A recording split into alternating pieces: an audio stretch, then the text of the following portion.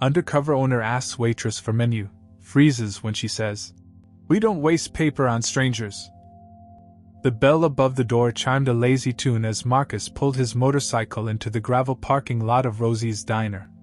The October wind whipped through the bare branches of the oak trees lining Route 9, sending a shower of golden leaves dancing across his windshield. He'd been riding for 3 hours straight, and his leather jacket bore the evidence of the journey: road dust, a light mist from an earlier drizzle, and the faint smell of autumn that clung to everything this time of year. Rosie's Diner looked like a relic from another era. The chrome exterior gleamed despite its age, and the red neon sign flickered intermittently, casting a warm glow against the gray afternoon sky. It was exactly the kind of place he'd been looking for: authentic, unpretentious, and far removed from the corporate polish he was used to. The parking lot held a mix of pickup trucks, a few sedans with local plates, and an 18-wheeler parked at the far end, its driver probably grabbing a quick meal before hitting the road again. Marcus pushed through the glass door, the familiar scent of coffee and bacon grease washing over him. The interior was a study in classic Americana: red vinyl booths, a long counter with chrome stools, and black and white checkered flooring that had seen better days but still held its charm.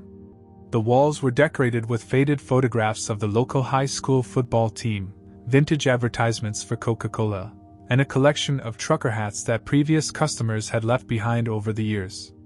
The diner was moderately busy for a Tuesday afternoon. A group of elderly men occupied the corner booth, their conversation punctuated by occasional bursts of laughter. 2 truckers sat at the counter, methodically working their way through plates of meatloaf and mashed potatoes. A young mother struggled to keep her toddler entertained while nursing a cup of coffee that had probably gone cold 20 minutes ago. Marcus chose a booth near the window, sliding across the cracked vinyl seat. The table was clean but showed its age. Countless coffee cups had left ring stains on the formica surface, and someone had carved initials into the edge years ago. He pulled off his leather jacket and draped it over the back of the seat, running a hand through his dark hair to tame the helmet-induced chaos. The waitress approached with the confident stride of someone who'd been doing this job for years. She appeared to be in her mid-30s, with auburn hair pulled back in a practical ponytail, and kind brown eyes that seemed to take in everything at once. Her name tag read Claire, and her uniform, a simple blue dress with a white apron, was spotless despite the busy lunch rush that had probably just ended. "Afternoon," Claire said, her voice carrying the slight twang that was common in this part of upstate New York. She had a genuine smile, the kind that made customers feel welcome rather than merely tolerated. "What can I get started for you today?" Marcus straightened in his seat, expecting the routine he'd experienced in hundreds of restaurants over the years. "I'd like to see a menu, please." The words hung in the air for a moment. Claire's expression didn't change, but something shifted in her posture, a subtle straightening of her shoulders, a barely perceptible tilt of her head. The smile remained, but it took on a different quality, more polite than warm. "Sorry," she said, her tone remaining pleasant but firm. "We don't waste paper on strangers." Marcus blinked, certain he'd misheard. "Excuse me? We don't give out printed menus to folks we don't know," Claire repeated, seemingly unbothered by his confusion. "It's nothing personal, just how we do things here at Rosie's." For a moment, Marcus was completely speechless. In his 38 years, through countless business trips, family vacations, and random stops at roadside establishments, he had never encountered anything like this. The request for a menu was so fundamental, so universally accepted, that being denied felt almost surreal. He leaned back in the booth, studying Claire's face for any sign that this was some sort of joke. But her expression remained steady, professional even, as if she delivered the same message hundreds of times before. The other customers continued their conversations, seemingly oblivious to the unusual exchange taking place. "I'm sorry," Marcus said slowly, "but I'm not sure I understand. How am I supposed to know what you serve?" Claire's smile softened slightly, as if she recognized his genuine confusion. "Well, I can tell you about our specials. Today we've got fresh meatloaf with garlic mashed potatoes and green beans. That's $12.95. We also have chicken pot pie, Made from scratch this morning, for $11.50. And there's always our famous chili, which comes with cornbread and butter for $8.25. Marcus found himself nodding along, but his mind was racing. This was unlike anything he'd encountered in his professional experience. The casual way Claire delivered her response suggested this wasn't a new policy, or something she was uncomfortable with. It was simply how things worked here. "What about other items?" he asked, his curiosity now genuinely piqued. "Burgers, sandwiches, that sort of thing?" "Oh, we've got plenty more," Claire replied, pulling a small notepad from her apron pocket. "We do a great cheeseburger with fries for $9.75, or you can get it with onion rings for an extra $1. Our club sandwich is popular too: turkey, ham, bacon, lettuce, tomato, and mayo on toasted bread for $10.25. And if you're in the mood for breakfast, we serve it all day.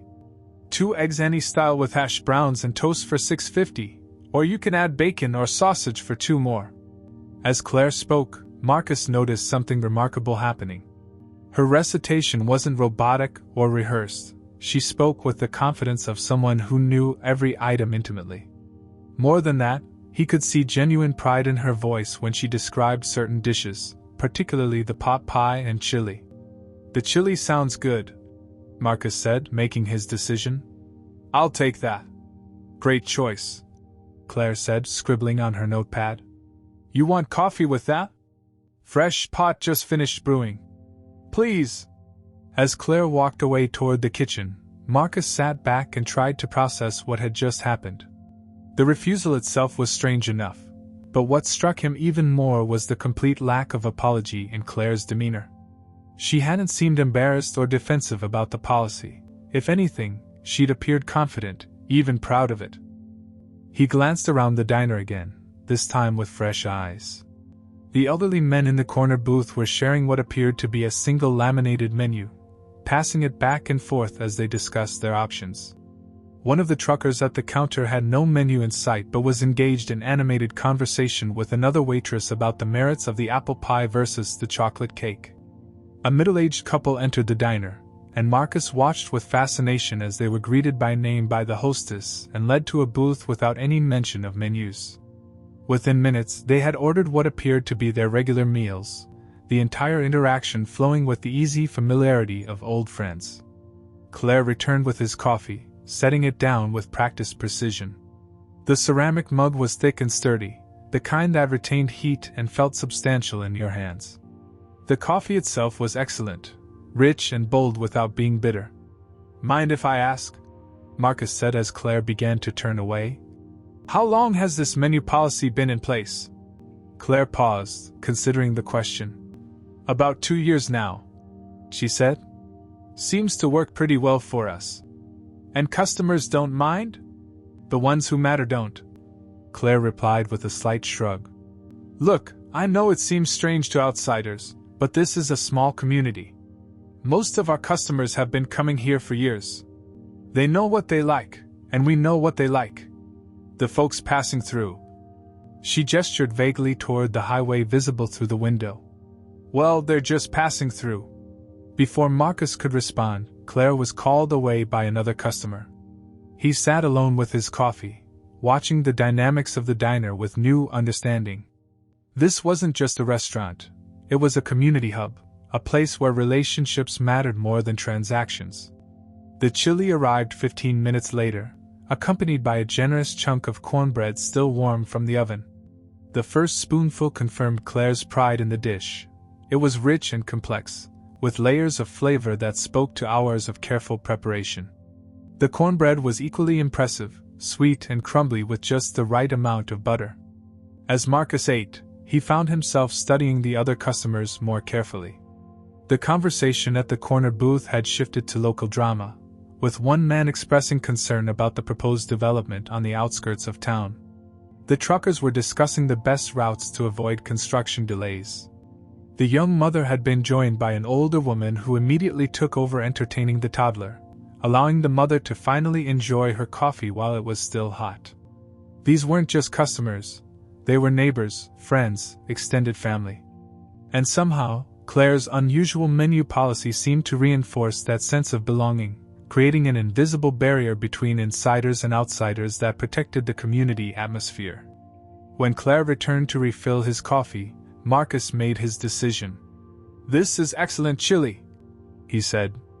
"My compliments to the chef." "I'll pass that along to Ruby," Claire replied with obvious pleasure. "She's been making that recipe for 23 years. Won't share it with anyone, not even her own daughter." "Smart woman." Marcus paused, then asked, "Mind if I ask you something else? This menu policy, was it your idea?" Claire's eyes narrowed slightly, not with suspicion but with curiosity. "Why do you ask?" "Just interested in how businesses adapt to challenges," Marcus said truthfully. "It's innovative." For the first time since their initial exchange, Claire's professional composure cracked slightly. A hint of pride flickered across her features. "Well," she said, glancing around to make sure she wouldn't be overheard, "let's just say sometimes you have to get creative to keep the doors open." Before Marcus could probe further, the bell above the door chimed again, and Claire was called away to greet new arrivals. But as she walked away, Marcus noticed something that hadn't been there before, a slight spring in her step, a barely contained energy that suggested his questions had touched on something important. He finished his meal slowly, savoring both the food and the unique atmosphere of Rosie's diner. Whatever was behind Claire's menu policy, it was clearly more than just an arbitrary rule. There was a story here, a purpose that went beyond simple cost-cutting or eccentricity. As Marcus prepared to leave, laying a $20 bill on the table for a meal that had cost less than $10, he realized that his unexpected encounter with Claire Dawson had given him exactly what he'd been looking for, just not in the way he'd expected. The question was, what would he do with what he'd discovered? The policy that had so thoroughly confused Marcus hadn't been born from arrogance, or some misguided attempt to be exclusive. 2.5 years earlier, Claire Dawson had been staring at a stack of unpaid invoices spread across the small desk in Rosie's cramped back office, her calculator showing numbers that made her stomach turn. The diner was hemorrhaging money, and every day brought them closer to joining the growing list of closed businesses along Route 9. Claire remembered that October evening like it was yesterday. She'd stayed late after her shift, volunteering to help Ruby Henderson, the longtime owner, figure out where they could cut costs. Ruby, then 68 and stubborn as a mule, had been running Rosie's for 31 years and refused to believe that her beloved diner might not survive another winter. "Look at this," Claire had said, holding up a receipt from their printing company. $340 last month just for menus. And that's not counting the daily special sheets. Ruby had squinted at the invoice through her reading glasses, her weathered face creasing into deeper lines. "That seems like a lot," she'd admitted reluctantly. "It is a lot," Claire had pressed on, pulling out more receipts. "We print 200 menus every 2 weeks because customers take them, spill on them, or they get worn out. Then there's the daily specials. We go through 50 sheets a day easy, sometimes more on weekends." The math was brutal. Nearly $4,000 a year just on paper and printing, not counting the time spent updating menus when prices changed or items were discontinued. For a diner struggling to keep the lights on, it was money they simply couldn't afford to waste. But the real crisis had come the following month, when their food distributor announced a 15% price increase across the board. Beef, chicken, vegetables, dairy, everything was going up, and there was no negotiating.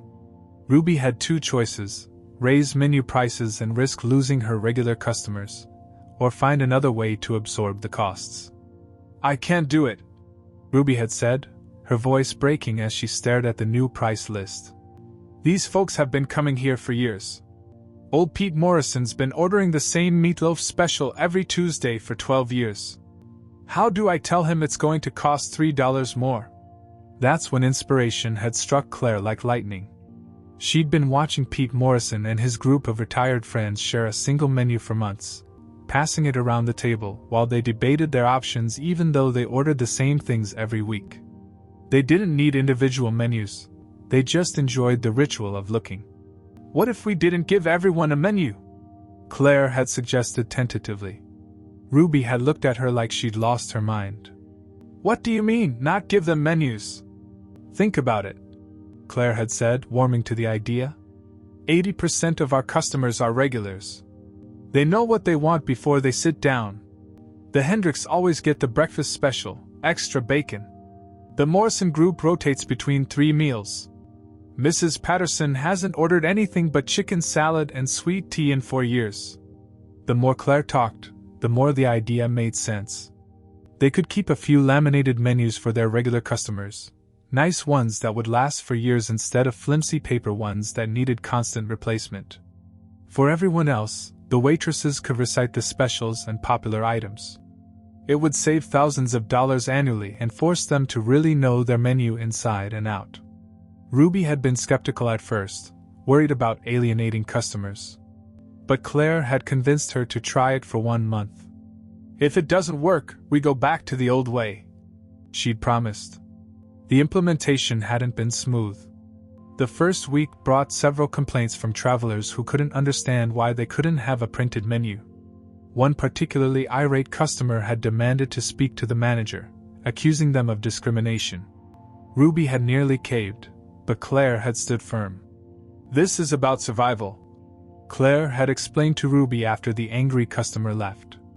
We're not trying to be mean or exclusive. We're trying to keep the doors open so Pete Morrison can have his Tuesday meatloaf for the next 12 years. The breakthrough had come when Claire realized they needed to frame the policy differently. Instead of simply refusing menus, she started explaining it as a way to keep prices low for their regular customers. We don't waste paper on folks just passing through, became her standard line. So we can keep prices fair for our neighbors.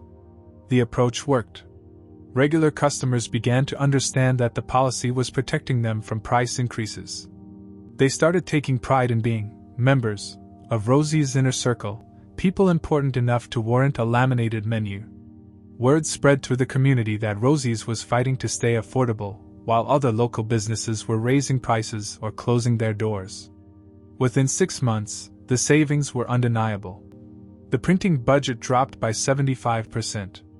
More importantly, they hadn't had to raise a single menu price, while their competitors were increasing costs across the board. The diner's financial situation stabilized, then slowly began to improve. Claire had also discovered an unexpected benefit. The policy forced her and the other waitresses to truly know their menu. They memorized not just the items and prices, but the ingredients, preparation methods, and which dishes paired well together. Customer service improved dramatically because the staff could make genuine recommendations instead of simply taking orders. The members-only menu system had evolved organically over the following year. Regular customers earned their laminated menus through loyalty, not money. The retired teacher who came in every morning for coffee and toast got the same treatment as the wealthy farmer who brought his family for Sunday dinner. What mattered was consistency, kindness, and being part of the Rosie's community. By the time Marcus walked through their doors that October afternoon, Claire's unusual rule had saved the diner nearly $8,000 and helped maintain their reputation as the most affordable quality restaurant within 50 miles. It wasn't just a cost-cutting measure anymore. It was a badge of honor, a symbol of their commitment to taking care of their own in a world where everything seemed designed to squeeze working people a little harder each year. Claire had turned desperation into innovation, and that innovation had become their salvation.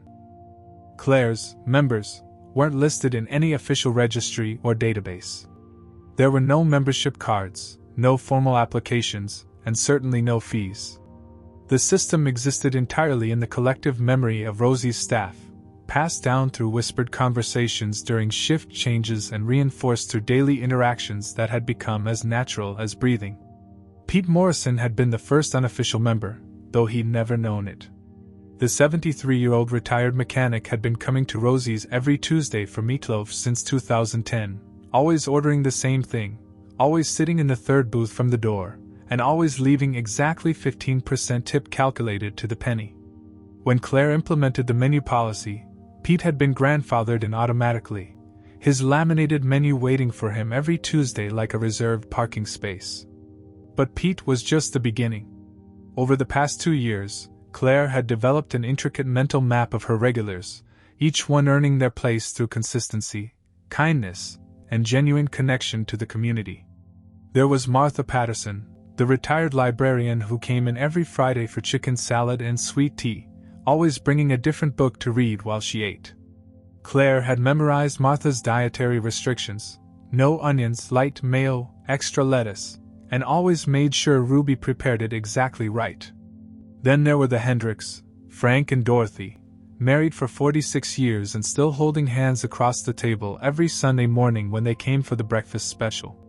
Dorothy always ordered her eggs over easy with wheat toast, while Frank preferred scrambled with rye. They'd been coming to Rosie's since their first anniversary dinner in 1978, and Claire treated them with the reverence usually reserved for royalty. The truckers formed their own special category within Claire's inner circle. Big Jim Rodriguez drove the Detroit to Boston route twice a week, always stopping at Rosie's for coffee and pie around 2 p.m. on Wednesdays and Fridays. Tommy Chin ran furniture deliveries throughout New England and had a standing order for the chili and cornbread whenever his schedule brought him through town. These men were more than customers. They were mobile ambassadors for Rosie's, spreading word about the diner's quality and unique atmosphere across truck stops from Maine to Virginia. Perhaps most important to Claire were the struggling families, the ones who reminded her why the menu policy mattered so much. The Garcias had been coming in once a month for the past year, treating their 3 young children to dinner out when Roberto's construction work had been steady. Claire had noticed when the visits became less frequent, coinciding with the winter slowdown in building projects. Without being asked, she'd started giving the kids extra rolls and butter, sometimes, accidentally, bringing out larger portions than they'd ordered. "It's on the house," she'd say when Mrs. Garcia tried to pay for the additional food. "Ruby made too much, and we can't let it go to waste." The unannounced discounts had become Claire's secret weapon for helping her community weather tough times. When old Henry Walsh's Social Security check was late, his coffee stayed at last year's price. When the Thompson family faced unexpected medical bills, their Sunday dinner somehow cost $2 less than usual. Claire never made a big show of these gestures. They were delivered with the same matter-of-fact efficiency as everything else she did. The farmers occupied a special place in Rosie's ecosystem. Men like Carl Brennan, who ran a small dairy operation outside town, and the Kowalski brothers, who grew corn and soybeans on the land their grandfather had bought in 1952. These were the people who kept the rural economy alive, working 16-hour days during planting and harvest seasons, struggling against corporate agriculture and volatile commodity prices. Claire had learned their rhythms over the years. She knew that Carl needed extra coffee during calving season, when he'd be up all night checking on his herd. She knew the Kowalskis would celebrate with steak dinners when grain prices were good and stick to burgers when times were tight. Their laminated menus were worn smooth from years of use, but they represented something more valuable than paper and plastic. They represented belonging. The membership wasn't limited to long-time residents. Amy Chin, a young nurse who'd moved to town 6 months earlier to work at the county hospital, had earned her menu through small acts of kindness.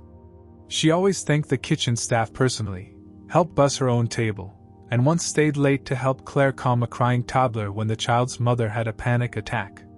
Amy's integration into the inner circle had been gradual but intentional, marked by Claire remembering her coffee preference, and eventually Ruby learning to prepare her favorite omelet without being asked. The system even extended to the town's teenagers. The high school kids who bussed tables and washed dishes after school weren't just employees. They were apprentices in the art of community service. Claire taught them to recognize the regulars, to know who preferred their coffee black and who needed extra napkins. She showed them how a kind word could turn someone's bad day around, and how small gestures of generosity created loyalty that couldn't be bought. But the inner circle wasn't just about who got menus and who didn't. It was about creating a space where people felt seen, known, and valued. Claire had memorized not just food preferences but personal details: whose grandchildren were visiting, who was worried about their diabetes, who needed encouragement during a job search. She'd become an unofficial therapist, financial advisor, and friend to dozens of people who might otherwise feel invisible in an increasingly impersonal world. The tourists and travelers who complained about the menu policy didn't understand what they were witnessing. They saw exclusion where Claire had created inclusion. They saw rudeness where she had built refuge. Rosie's Diner had become more than a restaurant. It was a sanctuary where working people could afford dignity, where seniors could find companionship, and where families could create memories without breaking their budgets. Claire's inner circle wasn't written down anywhere, but it was real as the sun rising over Route 9 each morning, as enduring as the oak trees that had watched over the diner for decades, and as essential to the community's survival as the highway that brought the world to their door. Marcus returned to Rosie's Diner the next morning, this time arriving just after the breakfast rush when the pace had settled into the comfortable rhythm of mid-morning coffee refills and leisurely conversation.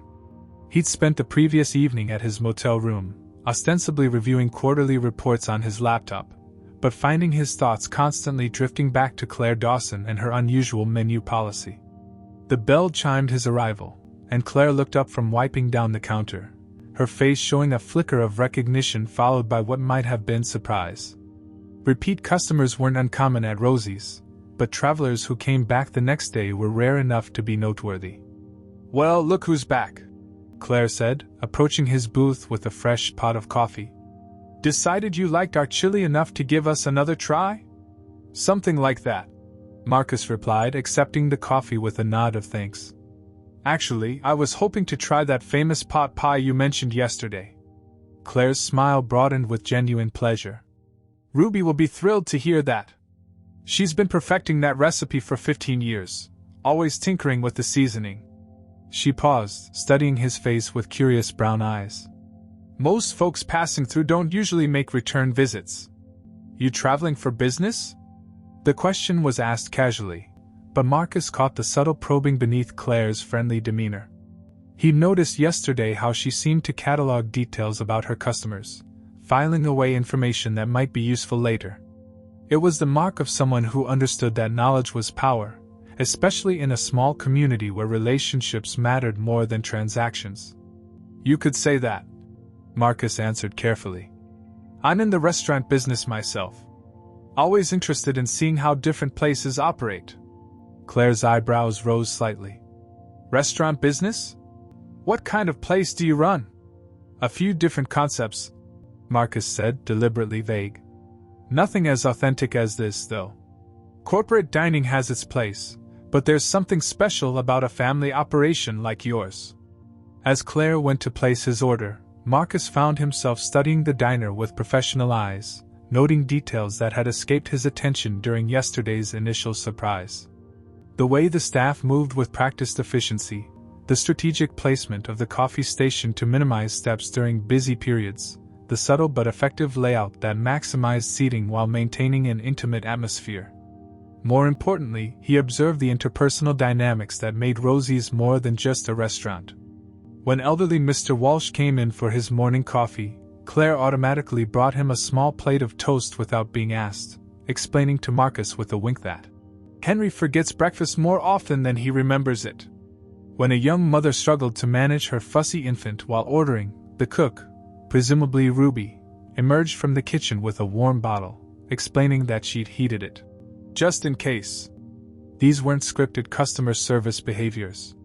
They were the natural responses of people who genuinely cared about their community, who saw their role as extending far beyond simply serving food.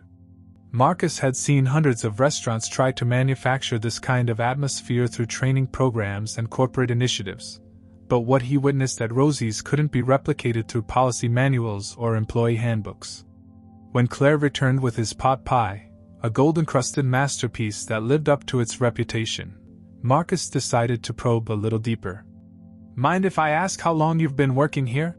he said, cutting into the flaky crust to reveal chunks of tender chicken and vegetables in rich gravy. "Coming up on 8 years," Claire replied, lingering beside his table. "Started as part-time help when my marriage fell apart, and I needed steady income. Ruby took a chance on me when I didn't have much experience. And the menu policy, that was your idea?" Claire's expression shifted subtly, a hint of wariness creeping into her features. "Why the interest in our business practices? You thinking of stealing our secrets?" Marcus laughed, but he noted how quickly Claire had pivoted from openness to protective suspicion. Nothing like that. I'm just fascinated by creative solutions to industry challenges. Cost control is something every restaurant struggles with. Well, Claire said slowly, when you're competing against chain restaurants with their bulk purchasing power and standardized operations, you have to find ways to be different. Can't beat them at their own game, so you play a different game entirely. The insight was more sophisticated than Marcus had expected from a small-town waitress, revealing a business acumen that matched her community intuition. He found himself genuinely impressed by Claire's ability to analyze market dynamics and develop strategic responses. How do customers typically react when they first encounter the policy? He asked. Claire chuckled. About like you did yesterday, confused, a little offended, sometimes downright mad. But the ones who stick around usually come to understand it. The ones who don't. She shrugged. Well, they probably weren't going to become regulars anyway. As their conversation continued, Marcus noticed how Claire's questions became more pointed. She asked about his travel routes, his restaurant experience, even his motorcycle, details that seemed casual but were clearly being filed away for future reference. It was impressive intelligence gathering disguised as friendly conversation. When he prepared to leave, leaving another generous tip that didn't go unnoticed, Claire offered a parting observation that stayed with him long after he'd walked out the door. You know, she said, most restaurant people who come through here spend their time criticizing what we do differently. You're the first one who seemed genuinely interested in understanding why we do it. Marcus rode away that morning with more questions than answers, but with a growing respect for Claire Dawson's intelligence, instincts, and unwavering commitment to her community. He was beginning to understand that Rosie's Diner represented something far more valuable than an efficient business model. It was a blueprint for how commerce could serve community rather than simply extracting profit from it. The emergency staff meeting was called for Thursday morning at 9 a.m., after the breakfast rush but before the lunch prep began. Ruby Henderson stood nervously by the coffee machine, wringing her hands as she watched her employees file into the dining room. Claire arrived last, having stayed late the night before to help with inventory, and immediately sensed the tension crackling through the air like electricity before a thunderstorm. What's this about, Ruby? Asked Tom Santos, their part-time cook who'd been filling in during Ruby's recent back problems. The health inspector coming back? Ruby shook her head, her weathered face pale with anxiety. It's complicated. There's someone here who needs to talk to all of us. Claire's blood ran cold as she spotted a familiar figure emerging from the back office. The leather jacket was gone, replaced by a crisp navy suit that probably cost more than she made in a month. But there was no mistaking those observant dark eyes or the way he carried himself with quiet confidence. The curious stranger who'd asked so many questions about their menu policy was standing in their dining room looking like he owned the place. Which, as it turned out, he did. Good morning, everyone, Marcus said, his voice carrying the authoritative tone that had been carefully concealed during his previous visits. I know this is unexpected, and I apologize for the deception. My name is James Marcus Whitaker, and as of last week, I'm the majority owner of the Rosie's Diner chain. The silence that followed was deafening. Claire felt her legs go weak, and she grabbed the back of the nearest chair for support. Chain? What chain? Rosie's had always been a single, independent restaurant, Ruby's pride and joy, her life's work. Ruby cleared her throat, her voice barely above a whisper. I should have told you all sooner. The medical bills from my surgery last year, the property taxes, the equipment repairs. I couldn't keep up anymore. Mr. Whitaker's company made an offer I couldn't refuse. When? Claire managed to ask, her mind reeling with implications. When did this happen? The paperwork was finalized 3 weeks ago, Marcus replied gently. But I wanted to visit our locations personally before making any changes. I needed to understand what was working and what wasn't. Amy Chin, the young nurse who'd earned her place in Claire's inner circle, spoke up with barely controlled anger. So this whole time you were spying on us? Pretending to be a customer while you decided our fate? Marcus had the grace to look uncomfortable. I understand your anger, and you have every right to feel deceived. But I needed to see how this location operated without the staff knowing they were being evaluated. Too often, people perform differently when they know the boss is watching. Claire finally found her voice, though it came out sharper than she intended. And what's your verdict, Mr. Whitaker? Are we performing up to your corporate standards? To her surprise, Marcus smiled, a genuine expression of warmth that reminded her briefly of the curious stranger who'd complimented Ruby's chili. Actually, Ms. Dawson, that's exactly what I wanted to discuss. Your menu policy, specifically. The room erupted in nervous murmurs. Everyone assumed this was the moment they'd be told to conform to some standardized corporate model, to abandon the quirky practices that made Rosie's special in favor of efficiency and profit margins. Marcus raised his hand for quiet.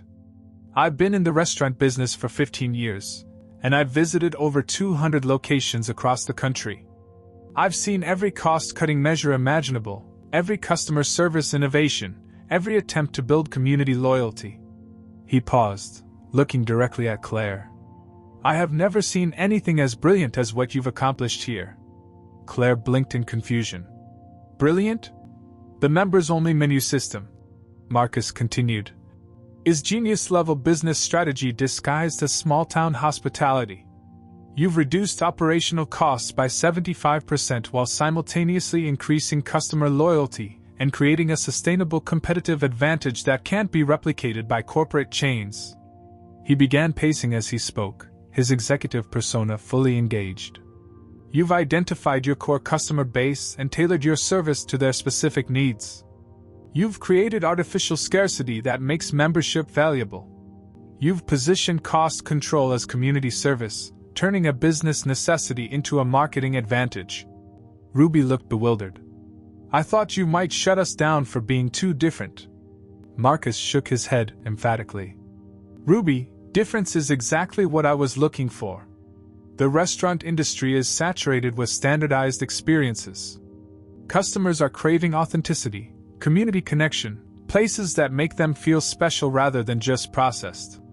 Claire's mind was spinning, trying to reconcile the mysterious motorcycle rider with this polished executive who was praising her desperate cost-cutting measure as revolutionary business strategy. What does this mean for us? She asked quietly. Marcus's expression grew serious.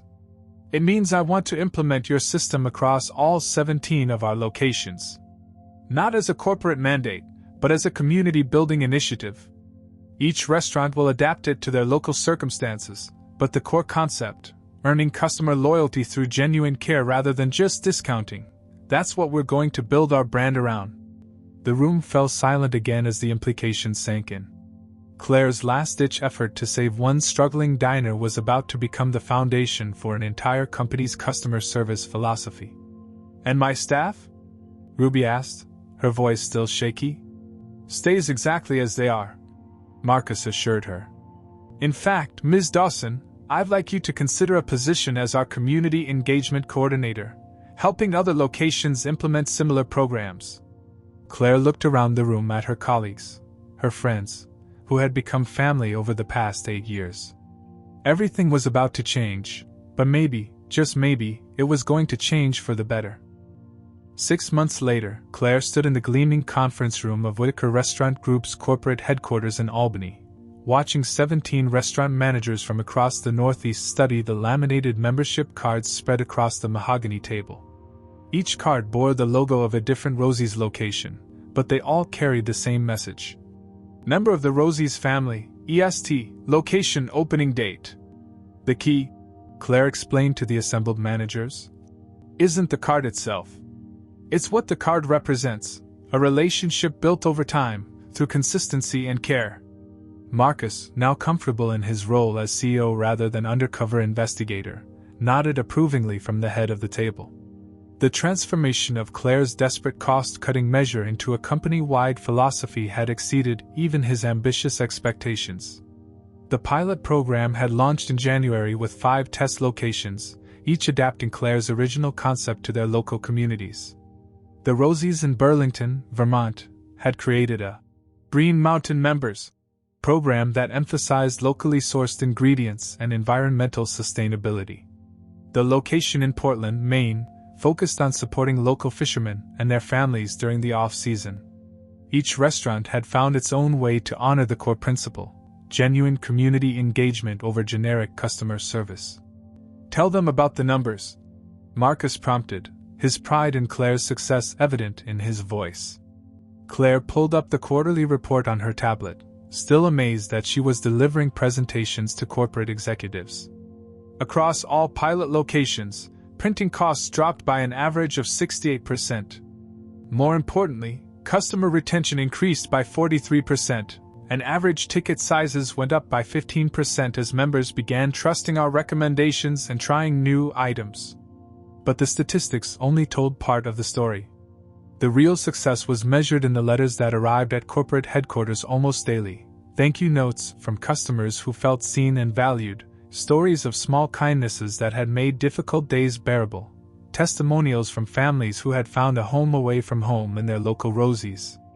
Margaret Torres, the manager from the Springfield, Massachusetts location, raised her hand. "What about the resistance? We've had some pushback from travelers who don't understand the policy." Claire smiled, remembering her own early struggles with confused customers. "Every location will face that challenge. The key is training your staff to explain the why behind the policy. When people understand that you're protecting low prices for local families, most come around. Those who don't, well, they probably weren't going to become part of your community anyway." The corporate version of Claire's system had evolved far beyond her original vision. Marcus had invested in a customer relationship management system that helped track member preferences and special occasions across all locations. Birthdays were celebrated with complimentary desserts, anniversaries acknowledged with reserved tables, and difficult times met with quiet support. The company had also established the Rosie's Community Fund, a program that allowed profitable locations to support struggling members during emergencies.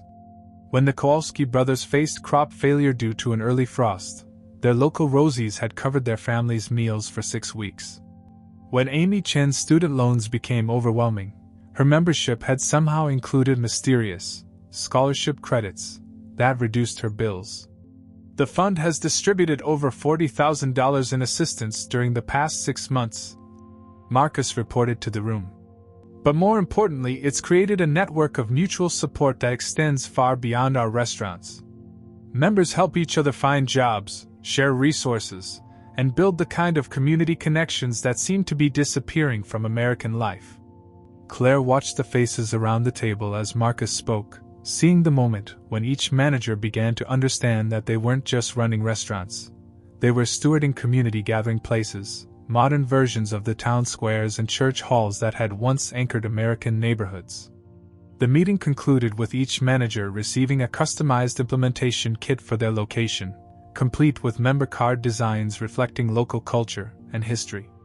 But as the group dispersed, Claire found herself thinking not about corporate expansion plans or quarterly targets, but about the original Rosie's, where Pete Morrison still ordered his Tuesday meatloaf and Ruby Henderson still perfected her recipes with the passion of a true craftsperson. That evening, Claire drove back to the little diner on Route 9, now officially designated as Rosie's Original, but unchanged in all the ways that mattered. The parking lot held its familiar mix of pickup trucks and sedans, the neon sign flickered with the same comfortable inconsistency, and the bell above the door chimed its lazy welcome. Ruby looked up from the register, her face creasing into the warm smile that had greeted customers for 31 years. "How'd it go with the corporate folks?" "They're learning," Claire replied, tying on her apron. "Slowly but surely, they're learning what we've known all along." "Which is?" Claire looked around the dining room, taking in the scene that had inspired a revolution: Pete Morrison sharing his laminated menu with a newcomer, the Hendricks holding hands over their Sunday breakfast special, a trucker named Big Jim helping a young mother calm her fussy baby. That sometimes the smallest acts of care can change everything. Outside, the oak trees swayed in the evening breeze, their branches framing the little diner that had taught a corporation how to remember its heart. Claire's desperate innovation had become something larger than she'd ever imagined, but its essence remained beautifully, powerfully simple: treat people like they matter, and they'll prove you right. The revolution would continue, one menu at a time.